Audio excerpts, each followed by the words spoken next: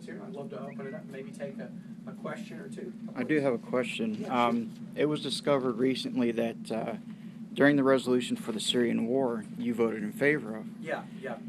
Why is it that you accepted $101,025 from the defense industry when you voted in favor of it? Wouldn't that kind of put you at a compromising position, saying, "Hey, I've been bought and sold"? Well, I don't think so, but I don't feel a need to defend that I've raised campaign funds. But accepting it from defense contractors? Everybody's entitled to representation.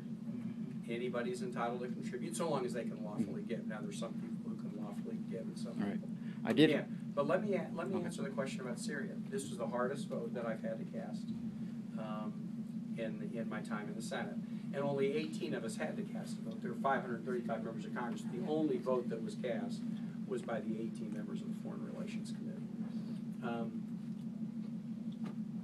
In the aftermath of World War I, the nations of the world got together, and after all the slaughter of World War I, machine guns for the first time major, bombs from airplanes for the first time major, the one thing that all the nations of the world agreed to ban was chemical weapons. They didn't ban other stuff, but they did ban use of chemical weapons in 1925.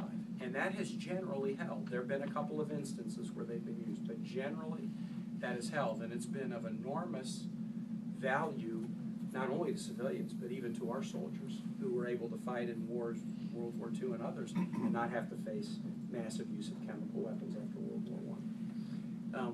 When in mid-August, Bashar al-Assad used massive stockpile of chemical weapons against civilians, women and children, I just felt like there's got to be a consequence for that. If there is not a consequence for that, then you basically are saying after 90 years, now it's okay.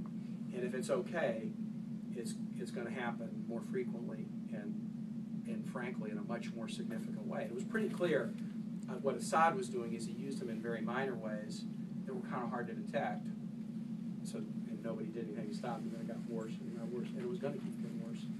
So as we wrestled with this question of should there be a response, I became convinced that a very strong military response to using chemical weapons against kids and families would stop him from doing it again.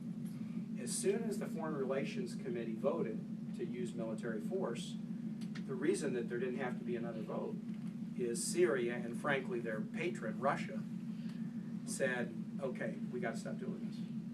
And they not only agreed to stop using chemical weapons, they agreed in the middle of civil war to completely destroy one of the largest chemical weapons stockpiles in the world. This was a huge diplomatic victory for the United States, but also for all the regional neighbors that would have faced problems had those chemical weapons continued to exist. Now, the civil war in Syria is still going on. People are still being hurt, still humanitarian violations. We can't feel good about that, and all the sides are going to a negotiating table in Geneva starting this week to try to work it out. But because of that vote in the Foreign Relations Committee, one of the largest chemical weapons stockpiles in the world is in the process of being completely destroyed.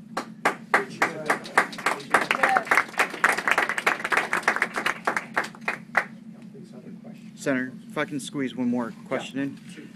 The other question I have is a FOIA request was just put out on the net, and inside the document it said that the Muslim Brotherhood, who was put on the terrorist list, has actually gotten through the TSA without any screening process or whatever, but yet millions of Americans are always being groped, as far as patted down or whatever, so why is it that they can get a free pass, bypass all the screenings and all, but yet we as an American have to go through it and be subjected to it? I feel quite confident that not all Muslim Brotherhood get by the screening process. In fact, I've never been in airports where people haven't had to go through screening. There are circumstances where individuals have to go through more significant screening. If they're on lists, they have to go through kind of enhanced screening. And there's been a lot of questions raised about are those programs right? Are folks maybe subjected to more screenings than they should?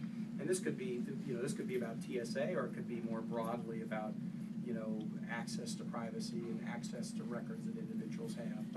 But I do know that in the Muslim Brotherhood, it's not the same thing country to country. Everybody who has a connection with that organization is not the same in Egypt as it might be somewhere else. So there's not just sort of a monolithic thing that everybody would be treated the same. We're in a challenging time in our nation's life where since 9/11, we have had to have enhanced security to try to protect ourselves against terrorism. I have some concerns that 12, 13 years in, because the authorization to use military force that was passed by Congress was passed basically 1 week after 9/11. But when it was passed, it didn't have an end date put on it, and it didn't have a geographical scope put on it. 12 or 13 years later, I think it's probably time to go look at that authorization for military force, which then triggers other programs, the Patriot Act and others, that are affected by that.